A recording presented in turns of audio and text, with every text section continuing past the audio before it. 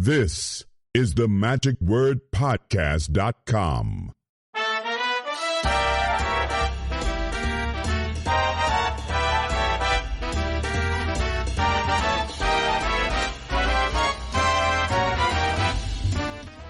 Hello, this is Scott Wells for the magicwordpodcast.com.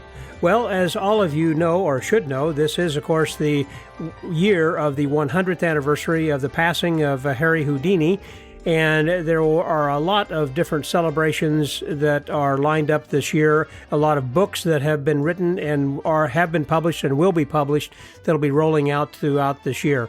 One of the things that's going to be coming up soon, of course, is the S.A.M. convention, which is in Appleton, Wisconsin.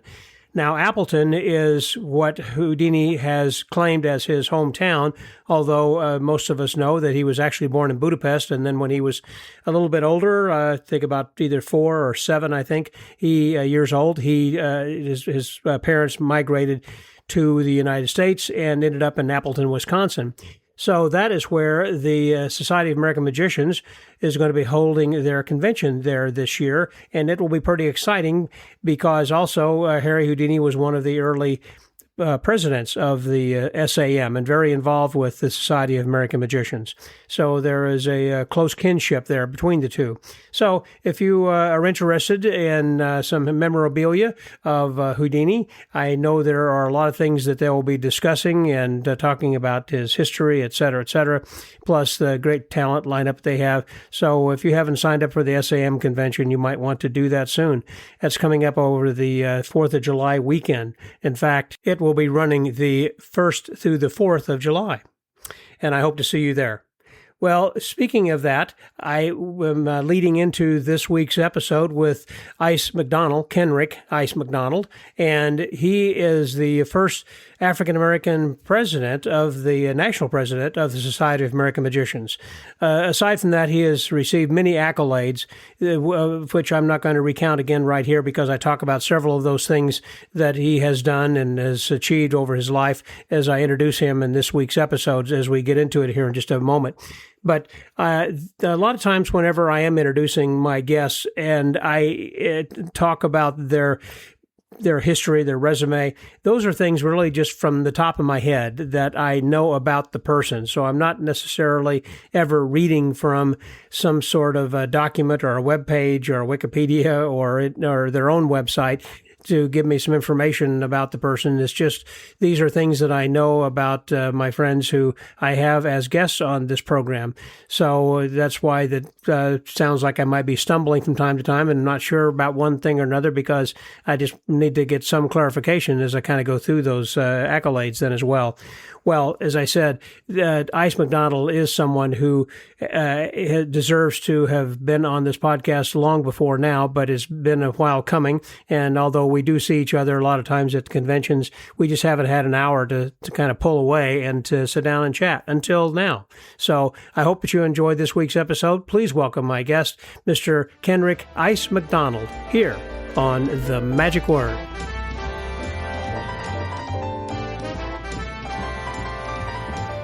Today we're speaking with a gentleman who has probably more awards than anyone else I've spoken to over hundreds and hundreds of podcast episodes. So I'm going to let him talk about some of the awards he's won and which ones have remained on his wall and which ones are hanging and which ones he carries with him and which ones there were so many, I'm sure they were all very important. But also he was back in 2012, I believe it was, became the president 2014 was the first African-American national president of the Society of American Magicians. And then in 2018, he was elected to the Hall of Fame, the Society of American Magicians Hall of Fame. Again, among many other different accolades that he's been receiving, aside from performing all over the world from Japan and Germany and across the European continent as well as the U.S. and of course, and has served on the board of directors. directors. Board of directors, for the Academy of Magical Arts. So he's been intimately involved with the Magic Castle for a long number of years and currently resides in the Los Angeles area. So I want to introduce to you then my friend and yours that you have seen, no doubt. If you've attended any magic convention, he has probably performed there at least once and you have seen him, perhaps heard his excellent lecture. Please welcome Kenrick Ice McDonald. Hey there, Ice. Hello, how you doing? I'm fantastic, sir. Very good. Thank you. Yes. I mentioned about so many different awards. There has to be, a particular time or something that you had gotten one time. It's kind of like, well, this was really kind of cool. I mean, either the location where they gave it to you, or the dinner they had, or the reception, or the award itself. What comes to mind? That's interesting because I remember the award I got in Alaska. I was doing. I was performing for the troops. Yeah. And for USO families, kind of a thing? For USO kind of thing. And they awarded me with a Medal of Excellence. And that kind of stood out based on the commander is the one that gave it. He saw the performance and then he saw the reactions. And he walked up to me and handed me this medal. And I was like, what is this? And it was one of the medals of excellence that they present to people. That was good. You may have heard people call me Dr. Kenrick Ice McDonald. Yes. I received a doctorate for my philanthropy work and my humanitarian work. Mm-hmm. And that's an interesting story because here I am several years later receiving a doctorate when I was young and was trying to receive my doctorate. And scholarship, I got attacked by like a couple of Doberman pinchers. Oh my goodness! And pulled a plug out my leg. I was a track star, so that was my scholarship was gone, and so all these years later, I'm finally able to receive, that accolade, and that was one of my most prized possessions. Wow, I guess it would be because it was such a long journey to get there. Yes, and you had to stop and start different times and different adversity that you had along the way. Absolutely. Wow. What was the doctorate in? It was in humanitarianism. Okay. I always tell people it was a it's a doctorate of being a good human. Mm-hmm. so it was one of the highlights of my life. The Magic Hall of Fame was another one. That one took me by surprise. That one actually, and I don't know if I should be telling you, but sure, that's the one that made me cry. And the reason it made me cry is that I had just told someone, I was having a conversation with someone, and they mentioned to me that, you've done so much, and, it was, and I was talking, I was like, yeah, man, but I don't even know if anyone's recognizing some of the work that I am participating in. Mm-hmm. And no longer than 2 weeks, I got the announcement that I was being inducted into the Magic Hall of Fame. Wow. And I always would tell people that I wanted my name to live longer than my life. And so these accolades that I'm receiving, being the first African-American to be national president, to be, one of the few into the Hall of Fame, even being the first. Fatigue Sanders, I guess, was the first. No, actually, there was a couple of more earlier than him, but those were Egyptians. There was the Armstrongs, John Armstrong. He got in. I mean, they put him in. All these guys got in posthumously. Mm-hmm. So nice to have been recognized in your lifetime. Yes, and wow. When I went in, the only living individual in there was Goldfinger of Goldfinger and Dove. So it was definitely an honor, those things. But you never forget those first things, those first accolades, those first covers. Sure. Those are very special. And I have them still in the area of my awards also because they are a reminder of the journey. Because you've been on the cover of Lincoln Ring 3 times and the MUM 2 times. I've been on Lincoln. Let's see. I was a part of the a collage. I remember that. I did a African American Masters of Magic, and the publisher asked me, "Can he put us on the cover?" And I was like, "Yeah, I have a cover, so put whoever you want to." Mm-hmm. And he said, "I'm putting all of you." So I'm on that one. I'm on the first one with the purple with the bird, right? And then I'm on one with the when I came was Sean Farquhar and I was on the dual page. They put me on the page with that one, and they put we did it on S.A.M. as well, and the I've been on the MUM a couple of times, yeah. So and then Genie, Penguin Magic. You've been on Vanish? I've been on Vanish. Mm-hmm. And that was the last one. That was in 2024. And that's like when the new journey started. Everything else, I was a young kid with my hair and everything. What's the new journey? New journey meaning there's several changes. I shaved my head, first of all. Okay. That was another one. And I start... Okay, let me explain it. You know, at a certain point, you hit a stride. You hit it where you're not having to ask for things as far as work or conventions. People come to you. You kind of have that savoir-faire. I'm trying to find the words for it. The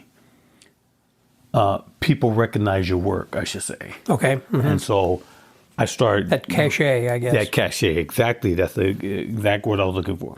And so now I'm getting to the point where the restrict is crazy. My hair is different. I'm doing more public speaking. So my journey is shifting a little bit, where I used to do maybe 65, 70% speak magic, and then I do 30% professional speaking. Mm-hmm. Now it's starting to shift because people want to hear my story. So I'm doing maybe 40% magic and 60% professional speaking. As we get older, we have those experiences, I guess, and people want to hear you share them. Absolutely. And even as a young man, you know, I prayed to God that I would become famous enough or have cachet enough where people will hear what I had to say. Mm-hmm.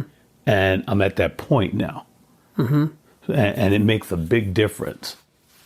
It does, but you first of all have to have lived through that, obviously, and you've had some hard times and good times. Yeah, the journey that we're on is not always paved with gold. Hmm. You know, there's some rust in there sometimes. You know what I'm saying? Yeah. And so sometimes, even though you don't show it or tell it, and experience tells you not to show it or tell it.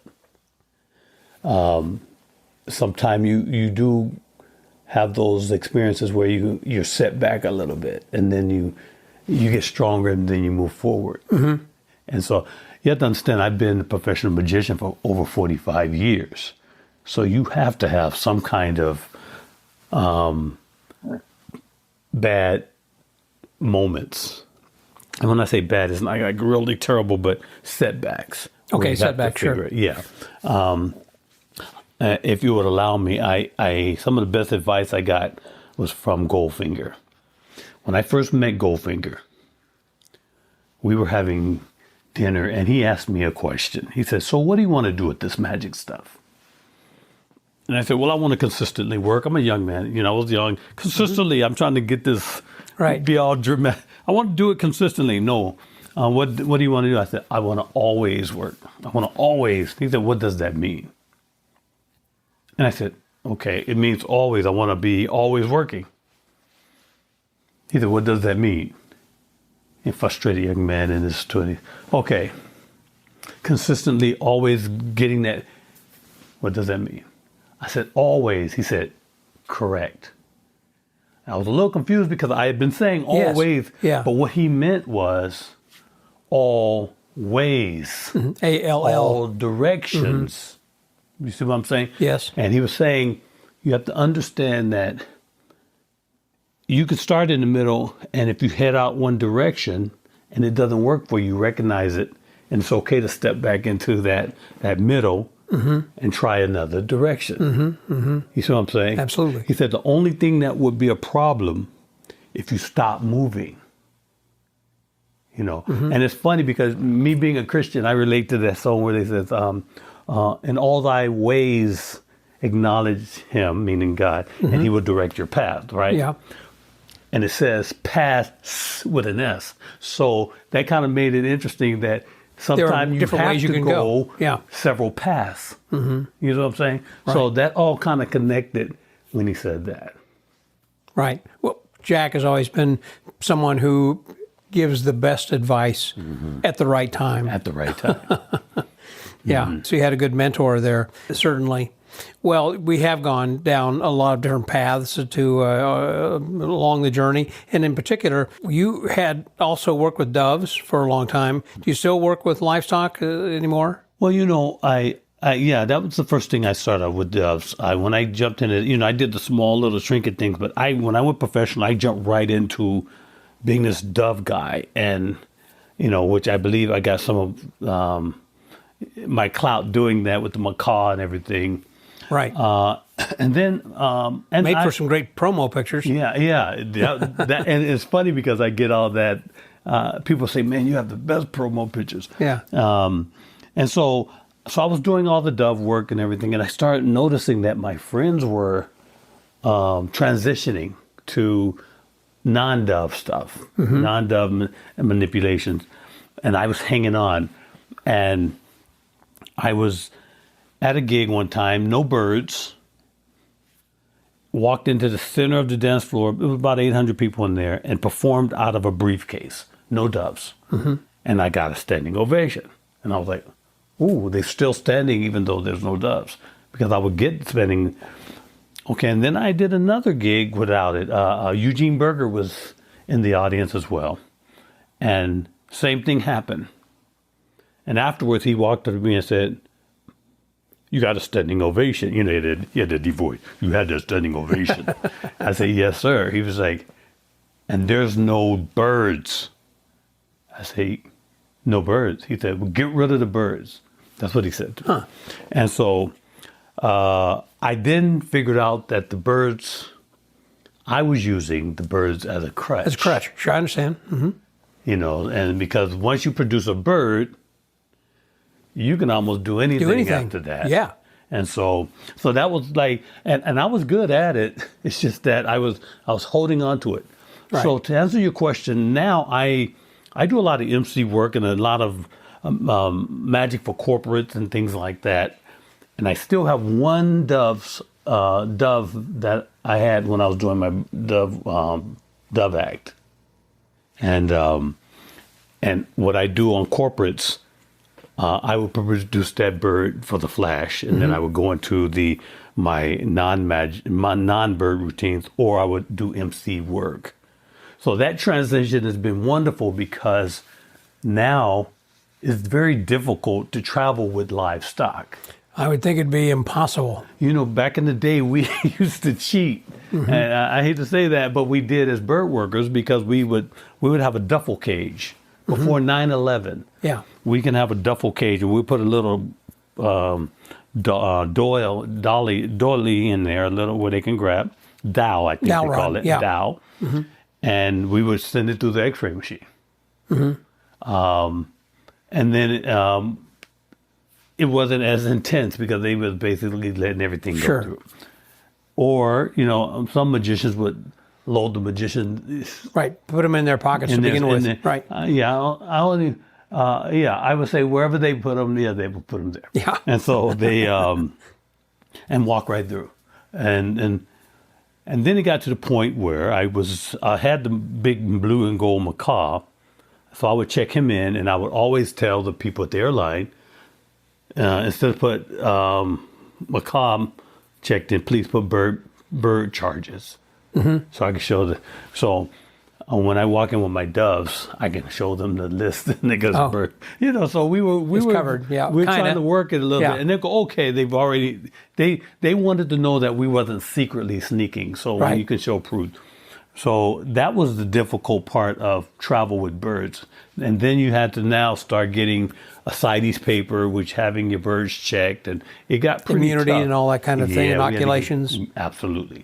So it became a chore if you were going to pursue global performing. Yeah. Well, even domestic, one place. So it became... Even on cruise ships, I think it'd be hard. And it's funny because I've never had that experience of doing the cruise ship. I was satisfied just staying on land. Well, with the doves, then you find, a macaw lasts like forever. Seems like, I assume you still have your macaw? I don't, and I can, one thing about a macaw is like a 5-year-old little kid having a temper tantrum every time you see him. And so, because they're one person, they get bonded with one person. Yeah. So my macaw was named Finale. And the first one I had, 8 months old, I raised him from 8 months old, so I was that person. And when I would go to lectures and non-big show where I would use the Finale, he would then peck his feathers and things. They have a bad habit of mutilating themselves if they're upset or stressed. And then he got like really mean. What most people think, you see them in the wild, you think, oh, this is great because people hold it. They're vicious in the wild. They fight like everything else.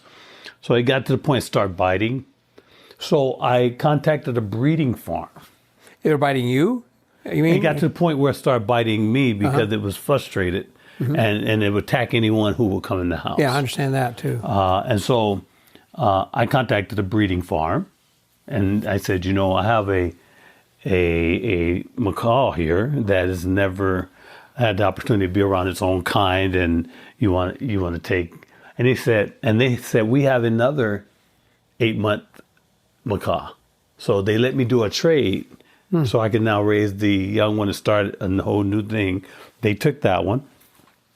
And then this one particular, it did very well, but it ended up doing the same thing because of my lifestyle. I kept going. Oh. And my wife would get so panicky when I get ready to leave. And I finally asked her, I said, what happened? She said, what you don't understand is when you leave, the bird attacks me. And so I was like, we can't have that. And so there was 2 reasons I had to get rid of the second one. It learned the music. This is the funny part of it. I would be about to produce the bird. Yeah. And I can hear him singing the music out loud where the audience can hear it before I produce him. and I would hear it, and I walk over to the doves, pick up a dove and go, shh. Just for the audience sake, right? And after the show, a person came up to me and said, man, I had no idea doves talk. But so I called a family. I used to board the bird at this place called For Birds Only. Okay. And they would take care of it when I was, when it got rough. And then I said, well, why don't you just go ahead and find a nice home for it that's going to work. So when I start giving up kind of like the bird act and everything, I said it'd be better for the macaw to be treated better than I could treat it. And I was treating it very well, but it got upset because I would leave. Sure. Abandonment issues. Well, that was what I understand about Siegfried and Roy about their tigers, that they would kind of rotate them, but the ones when they stayed at home would roar and make noise and the neighbors were complaining. Right. And that's why they started bringing all of them down. All of them down, yeah. So, yeah, they definitely have personalities. So, and so you got rid of the macaws, and then finally the doves, I guess, then too? The one dove is an upsell, but then it became where I realized that it was not the birds. It was me able to entertain people. Right. And that was a confidence builder. Like you said, you didn't need that crutch, I guess, anymore. Didn't need that crutch. And it did what it was supposed to do. But I didn't. To get you to where you wanted to be, and as far as your journey goes. Absolutely. So it's interesting that you kind of use that for what it was worth, and then you kind of go on to the rest of your journey down a different path. Right. Yeah. And it all connected. I believe we all have certain sections of our journey that we have to complete before we move to the next one. And that's kind of like how I was in the magic. Yeah. Well, that's true. And did you work with your wife then? I did. For a long time? When we got married, she married into the magic. I had been doing it for about 5 years. She was working with me. That's what I remember early on. Yeah, it was the colorful magic of ice in Paris. Yeah. And so and then she got pregnant. And then at that point, it became Ice McDonald again, which was good because she had to we still had to raise the child at home. So it worked out. And as far as trying to find a place to work a Dove Act or in a Macaw Act, that's not something that you're going to be working like restaurants. And I mean, usually it's a casino or some sort of corporate party. Did you have an agent, and where did you work? Well, it's interesting because I worked a lot of places with the birds. It was funny. First of all, I didn't have an agent. I did the legwork, the business part of it as well. Spent a lot of money on the marketing. And, the fact that I was an African-American magician, that was really good because people would say, I've never seen a black magician before. You see what I'm saying? And so it was unique. It was very unique. I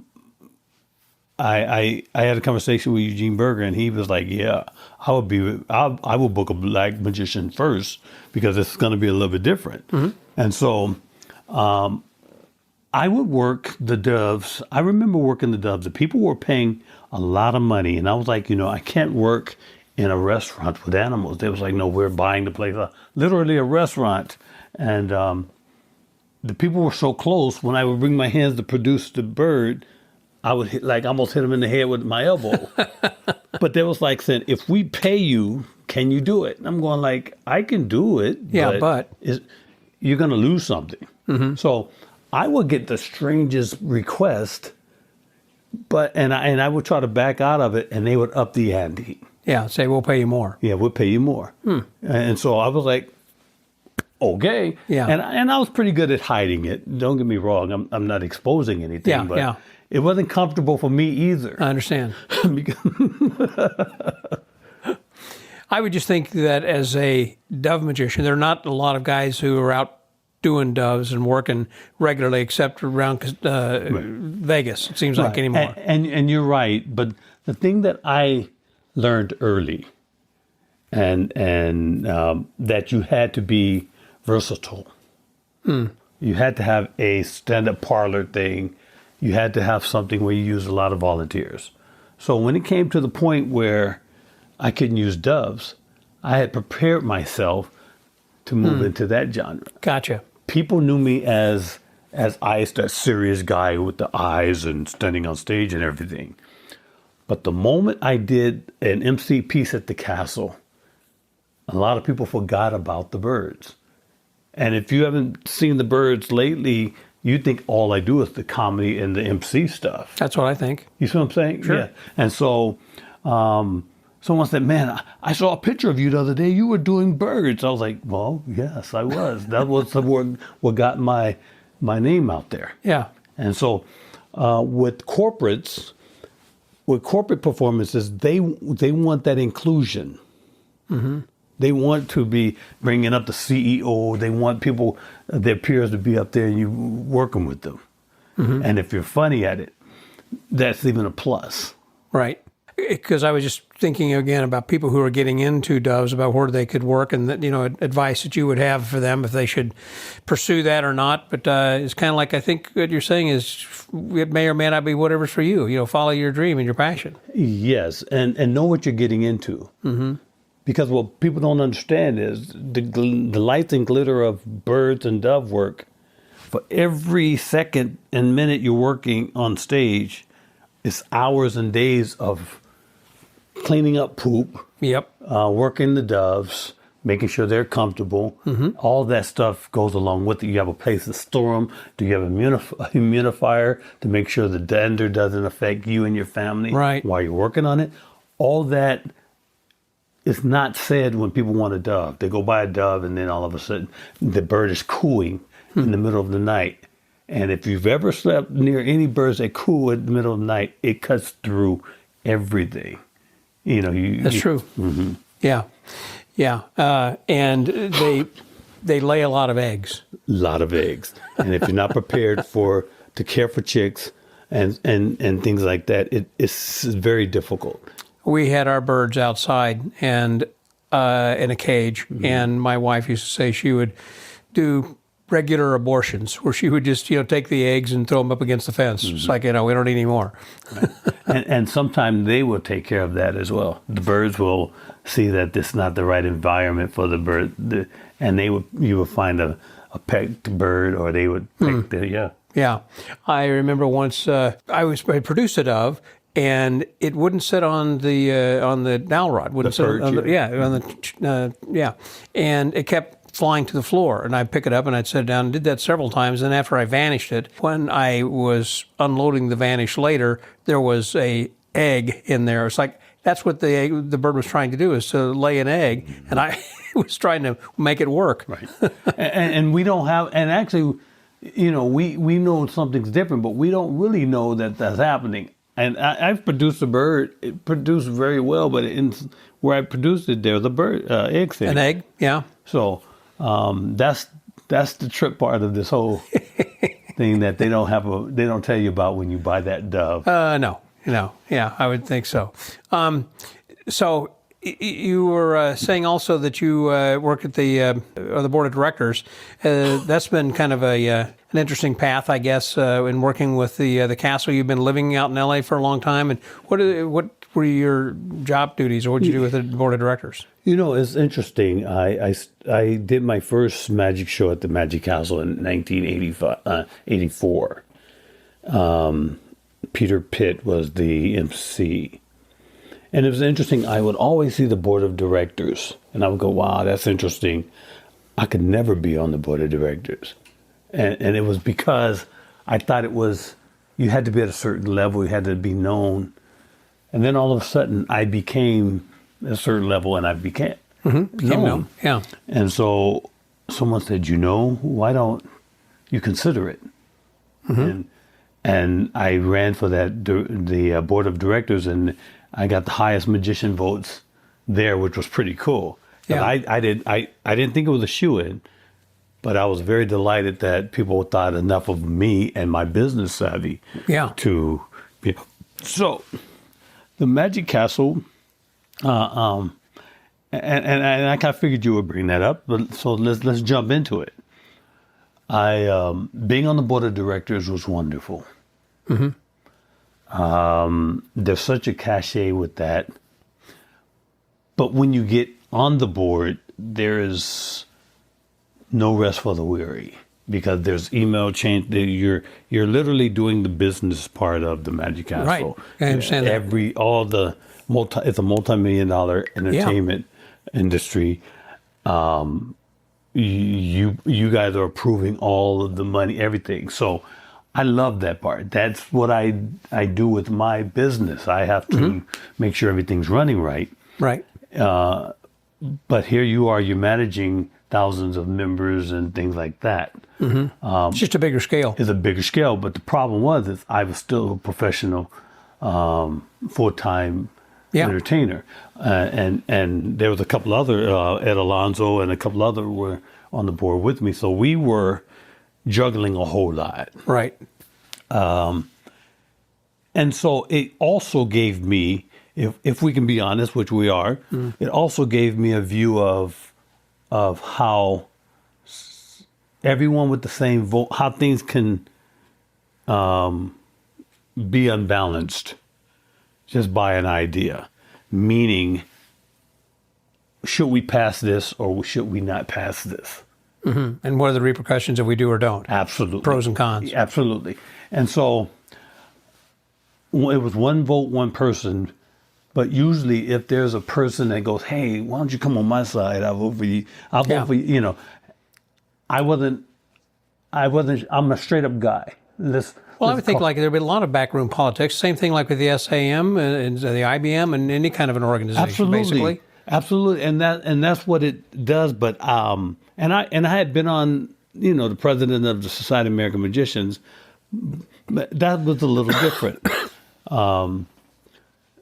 It was great, and then, you know, of course, I was on the board when the beginning of the change came. Mm-hmm. The change when the new owners were vying to become the new owners and all that stuff, and so that became really interesting because some of the board was like, you know, they bought the place, you know, they're going to change it the way they want it. As they should. And the other part... They own it. Yeah, and the other part of the board will say, we got to hold on. Okay. And so, and everybody seemed to want to know what I thought. Yeah? Yeah, they wanted to know what my thoughts were. And I would always think, okay, Scott, if you bought my house... Yeah. And you wanted to change my house... Right, I'm knock out a wall. You were going to let me live in it. Yeah. But if you bought my house, I really can't tell you what to do with your house. That's right. If you want to live there, you're going to live according to my rules. Absolutely. So I'm on the board, and yeah, I have to still have these confidentiality things and all that, and that's cool. Mm-hmm. But I kept saying, in this process, can we at least be cordial? I've said that on several meetings. Good. I said I have no beef with Randy and Christy. Mm-hmm. You know, but during the process, can we be cordial? Mm-hmm. And anyone can go back into some of the meetings we've had, and they will hear me say that. It was tough because I was on the board. But what I give credit to through all this craziness, no one disrespected my Ice McDonald brand. Mm-hmm. Good. I was fair game being on the board. Whatever happened. Well, I'm sure they were taking shots at everybody. It didn't matter whether it was Ed Lons, like you said, or... But they were taking shots at the board.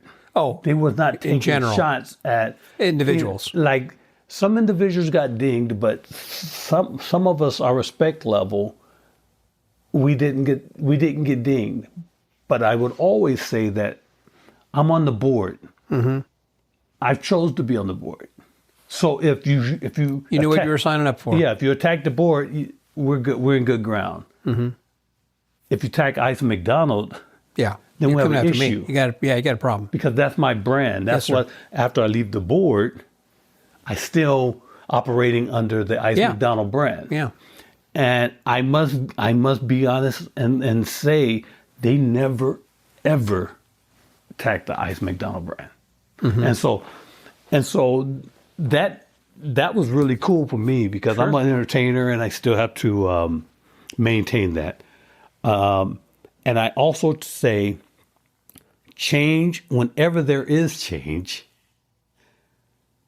some people go kicking and screaming and some people don't want to go. Mm. And the ones who don't want to go are left behind. Same way with, again, any organization. Absolutely. Or friends, unfortunately, sometimes friends and family, because you might have a disagreement within your family or with your circle of friends, and time moves on. Right. And if they don't, then it's like, I'm going to have to add some more friends or get rid of these. Yeah, so there's changes, but if you want to go to the castle or be a member of the castle or whatever they decide is going to happen, you're going to have to change. Or you're not going to be a part of it. Simple as that.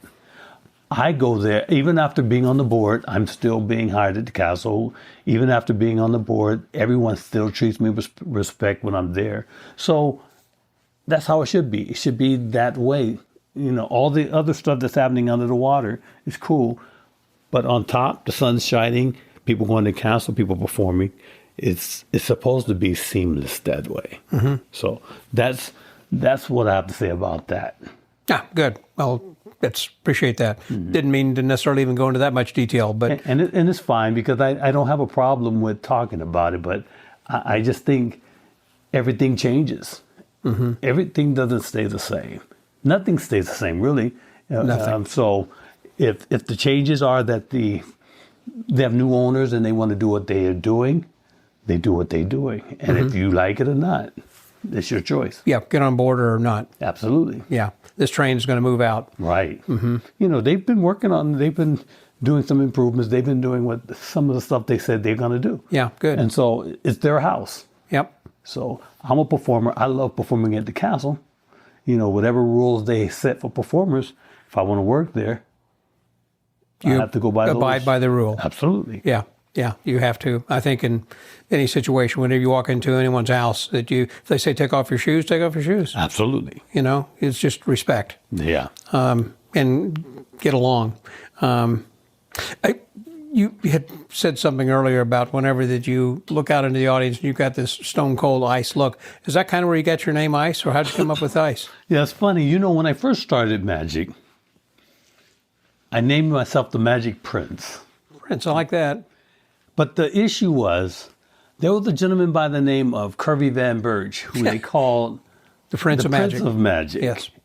And so our trajectories were going up where we were going to end up meeting somewhere at the top. Okay. And I said, well, instead of having that fight You'll back then, off. let me change my name now and establish my brand differently. He never approached you, I guess. No, we never had that issue, but my thinking was, my mindset was that I'm planning on making a career out of this and going as high as I can. So we would meet at the top. Yeah. And so I said, well, let me change my name. So I was searching around, and I was in this place. They used to call it May Company. I think it was Dillard's back east or something, like a Dillard's. Yeah, we had a Dillard's. And so they had a crystal area, and they had a display that looked like iceberg. And it went, ice. And it took. And that was interesting. And I had someone who was trying to work with me at one point. I never had managers, but they wanted to. They was like, you have a wonderful name, illusion, captivation, and enchantment. And I was like, wow, that was ICE. That was nowhere in my thought process, but so it kind of worked out. And so I went with Ice, and then I added my name, Ice McDonald.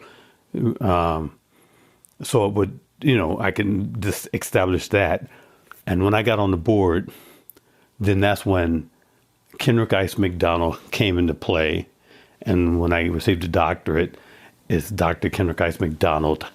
And I only use that total title when I'm doing business or when I'm doing professional keynote speaking. But I do, in the magic world, Ice McDonald seems to be the brand that everyone recognizes. McDonald. So when you are giving talks, do you go by Ice McDonald or do you go by Kenrick McDonald? I'll go by Dr. Kenrick Ice McDonald. Dr. Kenrick, okay. And what do you specialize in talking about in your talk? Because a lot of magicians, have thought, okay, well, I walk in with all of this stuff and I load in and load out, and then the guy comes in with just a briefcase and he gives a 45-minute talk and he gets paid 10 times more than I do. It's like, absolutely, and that's me. Okay. Okay, so but see, the brilliance of it, being a professional speaker, I also can bid for their end of convention entertainer. So let's break this down. As a professional speaker, I have a couple of things that are popular. One title is called Excellence Beyond the Drop. I'll explain that in a minute. The other one is called May I Have Your Attention, Please? May I Have Your Attention, Please is a subject that I talk to presenters of my several decades of being in front of people. We gain experience on how to read the audience, reset the audience, know when you're losing the audience. And a lot of people that don't have this experience, they just become a talking head and disregard the audience. For instance, lawyers. I talk to lawyers and I teach them when they are making a groundbreaking statement that's going to be a blockbuster. every time they make that statement, they go to a certain area in the courtroom, usually close to the jury. And so you do that a couple of times, that every time you're talking and they see you start walking over to that spot, they gear up because you've dropped a bombshell every time you hit that spot. You see what I'm saying? I do. And sometimes, if you notice... Pavlov's dog. Right. You know, preachers, when they're preaching, sometimes the parishioners get a thing where they all of a sudden stop using all their senses. They start using just their ears. And especially if the minister is monotone, it becomes just a one senses thing. And then when they shift and move and come from behind the podium or pulpit, you're reinvigorating the senses. Now you have to look, and now your eyes are involved, all Good that point. stuff. You know what I'm saying? Yep. So you have to know that type of stuff as a presenter to know when you're losing your audience and when you need to reset your audience. We've already got that down as a magician, knowing how to block the show. Absolutely. So, and then I have all this experience that I show. So that's for the, may I have your attention, please? The excellence beyond the drop. It's about when I was young. I start off by telling a story. When I was young, I almost died. I had a problem with my stomach area, and they were x-raying me and couldn't find anything for a year. They did emergency surgery. They opened me up, couldn't find anything. So what they did was they took my appendix out, and sewed me up. And then all of a sudden they didn't find it. So for a year they're searching and didn't find it, to the point where I got so sick. My stomach was the size of a basketball. We're talking about 6, 7, 8-ish. And they were preparing my mother for my death. And wow. And she begged them, "Can you x-ray him one more time?" I was literally my skin was turning gray, everything. I was literally dying. And to appease my mom, they said, "Sure, we'll x-ray him one more time." And so what happened, when the x-ray technician picked me up, put me on the table, he dropped me. I slipped out of his hand, out of his hands. Wow. Bam! I hit the x-ray machine. And then they x-rayed me. And the drop, when I dropped, it shifted my organs. And the x-ray for that moment saw what was killing me. Oh my gosh. And so they took me in, and they did emergency surgery, still with a 50-50 chance.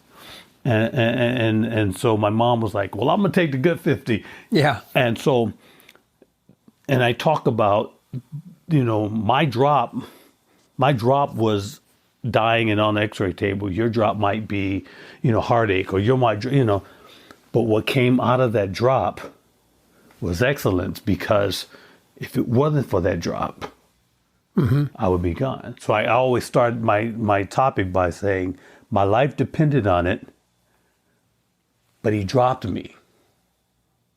And then at the end of it, I said, my life depended on him dropping me. Because if he wouldn't have slipped out of my hand or dropped me, the x-ray wouldn't have saw what was killing me, and I would be gone. So I became the excellence beyond a negative. So it talks to people about, even though you're having negative experiences, keep moving through that negative, because there's excellence on the other side of that negative. That may seem bad at the time. At the time. Whatever your drop is will seem bad. My drop was I was dying, and when he dropped me, all of a sudden they found what was killing me, and that was the good part. Right. You see what I'm saying? I understand. So my whole talk is about aspiring excellence. I've won excellence in literary awards of excellence, a couple of excellence this and excellence that, and I was trying to figure, what should I talk about? Let's talk about excellence. But it comes down to the work and the benefit that you do, the work that you do to get to those benefits. It's not about just, I'm going to be excellent and I'm excellent. It's about the work you put in and what you need to look at and what you need to experience, and the changing of the mind. They usually call it, back in the day, renewing of your mind. That type of thing.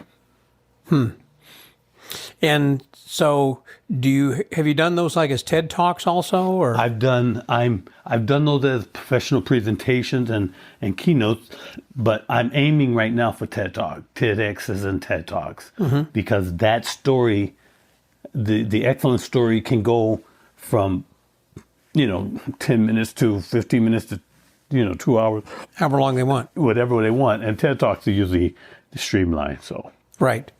Well, that sounds fabulous, because I know a lot of magicians, I said, have thought about, I want to move into being in the National Speakers Association. Well, it's not that easy. Right. I would think that you have to pay your dues and do some talks and things. I would recommend going to some fraternal organization like the Rotary or Lions Club or JC's or something, and speaking at their luncheons. So that way you kind of start to get some experience, at least that way to begin with. And then you also start to network, and then they're going to say, hey, this was interesting. We'd like to maybe have you speak for us. Right. I am actually a member of the National Speakers Association, the NSA. And so, there's a lot of speakers. It's not that you might be a good talker. You could talk with the best of them. But it's more than a notion to jump out there and just captivate people with just your voice. The advantage I have is that I add a couple of magic things that are in my pocket to emphasize what I'm talking about. Yes. So I'm engaging their senses and their eyes and their sense of wonder and my vocal tonality to empower and bring these people in. And the effects, when I'm done with the effects, it introduces itself into the next subject matter. And I think that's a good transition about how that you can go from, again, doing magic to starting to doing some talking like that. Also, I've heard that it's important to be a published author. Right. And do you have books then I have as well? one that, thank you for bringing that up. I have one that I wrote before I knew how to write books. Because I think you told me you were dyslexic. I think. Yes, yeah. I'm dyslexic, extremely dyslexic, but figured out a way to or work through it where I wouldn't allow it to be the thing that stopped me. And even my wife was like, I was like, man, I can use that. She was like, how dare you even think about using that as an excuse. I wrote a book called Born for This. I wrote it right after, while I was actually writing it a long time, but released it right when I stopped being president of the Society of American Magicians. It's called Born for This, Destiny Authenticated. Because some of the things that had happened to me, I thought that I was satisfied. My destiny was authenticated. And so I wrote that book. It did well. And the beauty of that was I heard from people who had the book. People were coming up to me and saying, I read your book, and my goodness, I was going through a bad time, and I was so inspired. And so that I was like, wow. Because when someone said, I got to the point where when somebody read the book, I go, uh-oh. And then they would go, and I stopped saying that because they would tell me it inspired them. And so, being dyslexic, it took a while. I read that book several times to make sure it was okay. And then I had 3 people, copy editors, look at it. And the second book I'm working on right now currently is called Because They Said I Couldn't. That's more the inspiration of acquiring. That's going to be going into that I will have for the speaking thing. I am working on a book for the last 6 years. Me and David Britland from the UK have been co-authoring a book of black magical artists. Vanishing Ink. Vanishing Ink put us together 6 years ago, and we've been working on this book. It's a wonderful book, and we don't even have a title yet because we want something really good. But we are covering like 9 artists, and we have a gallery of others, and we are telling their story. But interesting, we're not just saying, well, they was born here, they performed here. It goes deeper. We know who their mom was, who their dad was. We know the situation of what was going on during their time. And we started off on this book, and we backed back. After 2 years, we backed up because, people print things your sources. They print things, but they print the false information from something they saw someone printed before. That's true. And it goes down the line. So we looked at some stuff and was like, that's not true. And so we scrapped everything and started over from deep dives. Right. And so we've got information on these artists that a lot of people don't have. And we're like on the last chapter. And the funny thing, I would do the outline. I would send it to him. He'd write, send it to me. So we're going back and forth it was on Skype. It's on Teams now because they think they gave up. And so every month we meet and we go over our stuff. We're on the last chapter. And the last chapter is Everett Earl Presto Johnson from New York. He's the last person we're doing. You going up to a certain time? Yeah. We're stopping almost like at the 60s. Okay. And is it more like a who's who of black magicians? No, it's their story history, of black artists back in the day who made a difference, pretty much. And you're saying black artists? So you're black magical artists. Okay. I'm sorry, black magicians. And it was interesting because the gentleman David Brentlin, oh my gosh, he's the guy that wrote the history book for David Copperfield, I believe. Yes, he's an amazing author, and it's crazy because I'm kind of hanging with them, and I'm going like, dude, I feel kind of honored. He was like, no, I'm honored. So it's a pretty good thing. It's going to be released soon under the Vanishing Ink publishing label, but that's one of the things that is really cool that we're working on. So it may be out possibly by Christmas. Hopefully it'll be done by that. We'll be done sooner than that, but hopefully then turn it over to them to see how long it'll take them to get that print. And they do publishing well. They do, and so we're planning that to go out. We're doing documentaries. Of course, I have Quiet Master's documentary, but we're doing a documentary on Houdini at this moment. Because this is the 100th year celebration of his death. So we're working on, it's going to be released on October 31st. It's going through the S.A.M. I'm one of the producers on it, and a couple other people, Dan Rodriguez, and then we got Brian. Marketing, his name is Brian, and Glenn is the DP. We've been interviewing people like Mike Caveney, John Cox, Christopher Hart. We're doing and Alexandra, people like that. Steve Bergassi is in it. There's a few more, and it's called Houdini 100 Years. Houdini Unbound 100 years after his death, and it's based on how he has influenced people 100 years after he's been gone. I have another one I'm producing with a lady named Jennifer Stoy called The Armstrongs, The Celebrity Family, which is about black magicians. I'm doing one that's called Invisible Shoulders, and it's about the individuals who didn't get the coverage, but we're actually still standing on their work and their shoulders. And that's magicians and other individuals. And then the one that I'm really excited about is I'm doing a documentary called Double Tone, Twice the Beauty. And it's a documentary about the skin disease called vitiligo. The vitiligo, you see some people with two tones.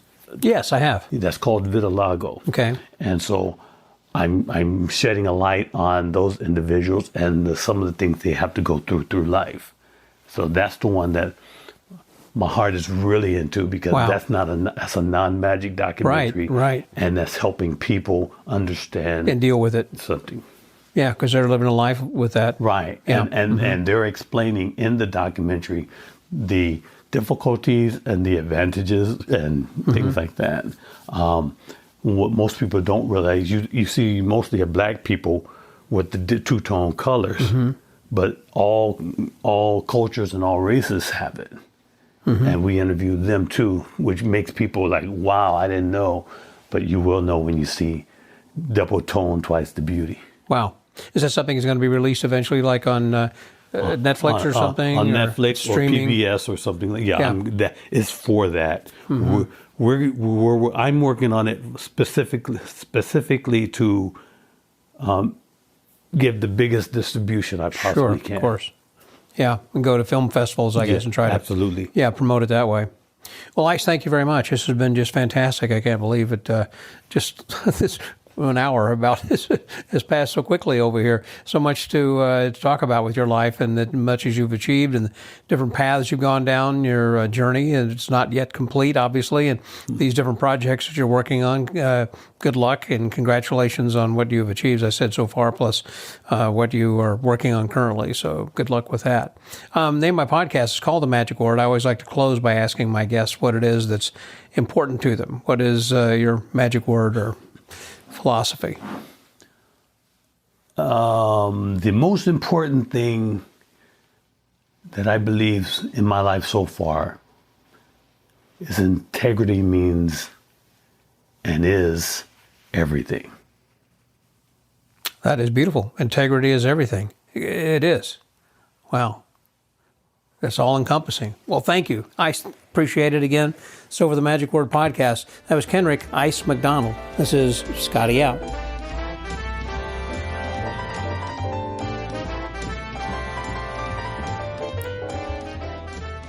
Thank you, Ice, for being so candid here this week on this episode. I appreciate your kind words and also your thoughts and your beliefs and everything that you have shared with us here this week. And some things, again, quite personal, like, again, your dyslexia and other kinds of things that are part of your passion that you bring to every performance, and actually you bring into the room every time you enter a room. So thank you for your friendship and thanks for your words. I appreciate it.